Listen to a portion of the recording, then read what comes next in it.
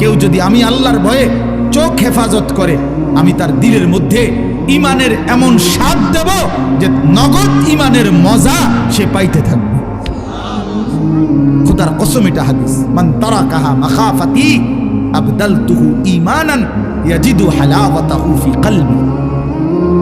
তাহলে গুনাহ ছেড়ে দিলে, আল্লাহকে মেনে নিলে, আল্লাহর ইবাদত করিলে খুব কঠিন কিছু না, খুব কঠিন কিছু না। এই জন্য প্রিয় ভাই আমার, বাপ আমার, এই শেষ বেলায় আমি এই অনুরোধটাই করতে চাই। আল্লাহ তাআলা বলেন, বান্দা, এই কোরআনের চাইতে দামি আর কোন কথা বললে তুমি বিশ্বাস করতে? তুমি বলো।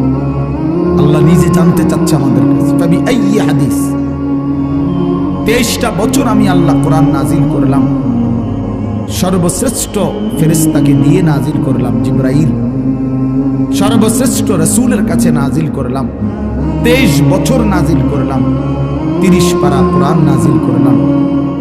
আল্লাহ তাআলা জানতে চাচ্ছে আমাদের কাছে, বান্দা বলো না, এরপরে এর চাইতে দামি আর কোন কথা বললে তুমি ঈমান আনতা, বিশ্বাস করতা, মেনে নিতা? তুমি বলো।